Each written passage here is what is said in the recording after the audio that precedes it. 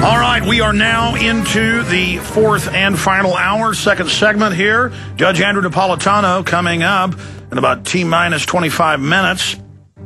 I want to run over some news, and we're going to go right back to your phone calls. Those of you that are patiently holding, Jason, Tim, Mark, Quentin, Tony, and others. We should at least get to those calls before our guest joins us. Okay. Schwarzenegger is a top globalist, and he was at Copenhagen. And it was a 2-week summit back in December, openly calling for world government, all the world leaders all over the news, hundreds of articles a day saying planetary government, taxes paid to a world government run by banks. At the top of that are J.P. Morgan Chase and Goldman Sachs, criminals at the top. It doesn't mean all their employees, but the system committing all these crimes. And they said, we're going to pay all these taxes and value-added taxes and VAT, financial taxes will be paid to the IMF World Bank. That has gotten in a lot of trouble. So now they're calling it world financial reform, the exact same taxes. And they'll come back with some new reason, an anti-terror tax, a security tax. But it's the same system, global governance. And that's been called for all week long by Obama, by Gordon Brown, and by others. But the good news is some of the biggest stalwarts supporting this, Germany, France, Australia, and others in the last week have completely pulled out of it.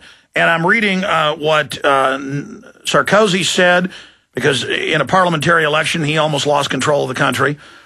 Merkel's in trouble because of this. The Prime Minister of Australia is in trouble. And they're saying, in a concerted effort, okay, it's off the table for at least 3 years. Now, they're waiting for our movement to expose them as criminals, bringing in this carbon tax to control our entire economy and shut down our industrial base. And that's the UN's own statements, quote, destroy an industrial society so they can control us. But here is Der Spiegel today. Copenhagen fallout. Merkel abandons aim of binding climate agreement. Frustrated by the climate change conference in December, German Chancellor Angela Merkel is quietly moving away from her goal of a binding agreement on limiting climate change. And it continues. Here is another article out of the National Post seeing countries around the world back away from their climate change commitments and seeing his own electoral support crumble. Australian Prime Minister Kevin Rudd announced today that Australia will be shelving its cap-and-trade program for at least 3 years until after the next election. That will provide the Australian government at the time with a better position to assess the level of global action on climate change, he told the Australian press. So what's happening there is they're publicly backing off. Now, Gordon Brown and Obama, they're not. And Schwarzenegger isn't. In the U.S., they've still got it in the Senate, and Obama has implemented it 2 weeks ago. The EPA is going after factories, coal-powered plants, coal mines. They're now outside of law, just creating new fines and fees and expanding other regulatory fees against our industrial base. Remember, China, India, Mexico, and 100 plus, it's over 160 plus nations are making zero cuts. So our industry will just leave and go there. And if the Earth's one planet with one atmosphere, and so if you believe carbon dioxide is so deadly that plants breathe, that will only cause more of the devil gas that, according to these people, will eat the skin off your bones. Of course, that isn't true, but it isn't true that polar bears are dying. It isn't true the ice caps are melting. They're getting bigger. It just doesn't matter. They think the public are a bunch of morons. And they're not morons. They're just not focused on real issues. We're going to get them focused on real issues. We're going to slap them upside the head with an intellectual 2x4. That's what we're doing with the films and the radio show and the activists, and we're not going to stop. So that is very exciting news. The problem is Schwarzenegger, in fact, let's Google this for people right now on air. Let me try to call up from memory. It's a memory game, one of the exact headlines. Schwarzenegger organizes Council of Governors and Mayors to fight climate change. And he said, we're going to go to the cities and counties and levy these taxes. And California's now done it. Austin was seized in a vote last week on Earth Day, $2.6 billion in taxes on our power and on our gas. And it's just all going to the banks. And so it's going to be a pitched guerrilla info war now where we're not fighting the big Death Star of the UN at this point. They've got their minions working for the banks at the local levels doing this as a guilt trip. Oh, open the borders up or you're racist. Oh, you don't want to keep your wages. Oh, naphtha and gas is good or you're racist. Oh, carbon taxes are good or you want to kill the earth. Oh, guilt, guilt, guilt, guilt, guilt. But the good news is it's not working anymore. And on the subject of what Arizona has done, saying that, and I've read the bill, I've covered it here on air, it does not say they're going to set up checkpoints and arrest people with brown skin. Close to half of Arizona is Hispanic. They're great Americans, okay?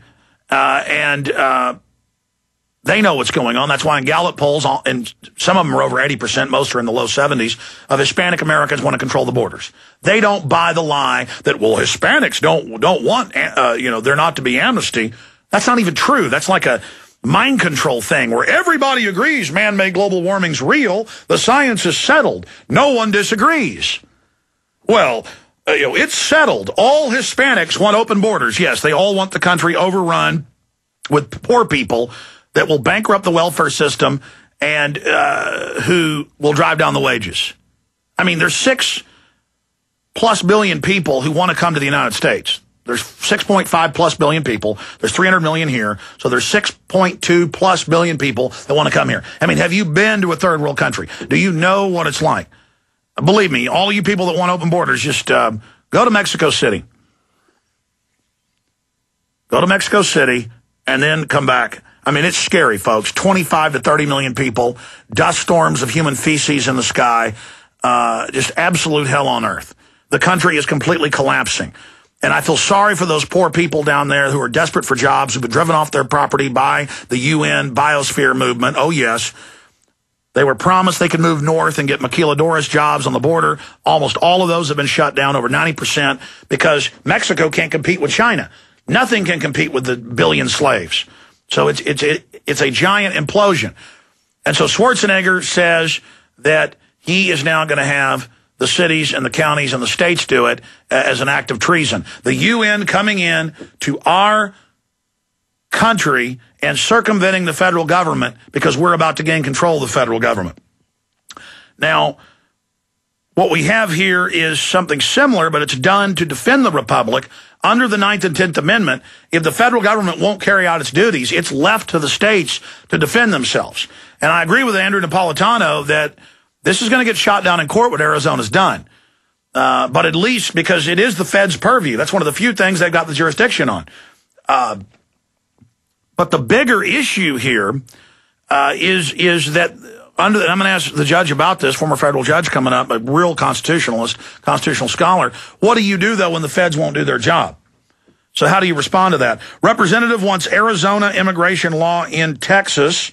And this is out of NBC Dallas.